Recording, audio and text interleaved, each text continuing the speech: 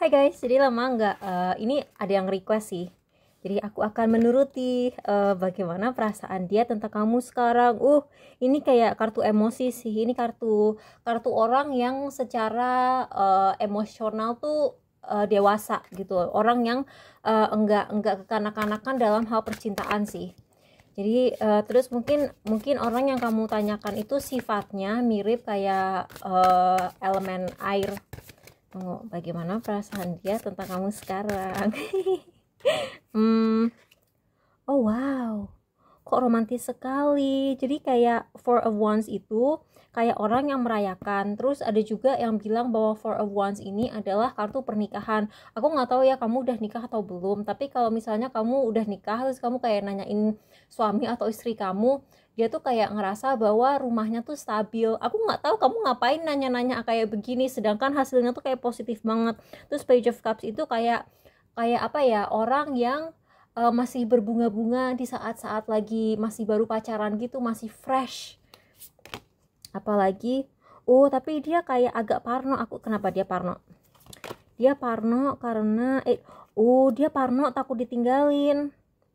Kenapa dia parno takut ditinggalin, sedangkan di satu sisi dia tuh kayak pikirannya tuh kayak stabilitas rumah tangga, kayak dia tuh mikirin ini juga kayak Four of empat wands ini kadang-kadang juga kayak bisa dikatakan itu kartu wedding. Jadi bukan kartu pernikahan tapi kartu wedding, tapi juga bisa dibilang kartu rumah tangga. Rumah tangga sama wedding itu kan beda kan. Jadi wedding itu pesta pernikahannya, terus rumah tangga itu setelah kamu nikah. Jadi kayak dia tuh kayak mikirnya tuh udah ke arah situ. Tapi aku nggak tahu ya, apa orangnya terlalu ngebet ya sama kamu, karena aku ngelihat ini masih di awal-awal, tapi dia juga kayak masih parno kamu ninggalin dia. Coba kita klarifikasi lagi.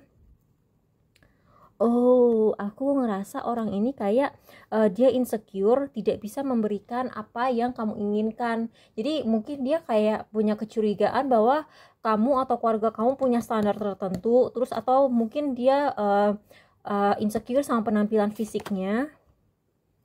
Karena orang ini juga sebenarnya egonya besar, tapi orang yang egonya besar itu kadang-kadang mereka tuh kayak terlalu kritikal ke dirinya. Jadi mereka tuh kayak terlalu kritikal ke dirinya sendiri, karena itulah kenapa dia insecure, karena dia kritis sama orang lain. Dia kayak kalau misalnya gini, orang yang terlalu merhatiin fisik orang akan kayak cepet insecure sama dirinya sendiri. Itu juga sih.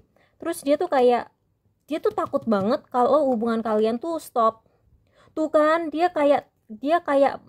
insecure juga karena sesuatu yang baru-baru ini dia lakukan. Jadi kayak di satu sisi dia tuh kayak berbunga-bunga, tapi di sisi lain nih kayak orangnya kayak overthinking dan parnoan gitu loh.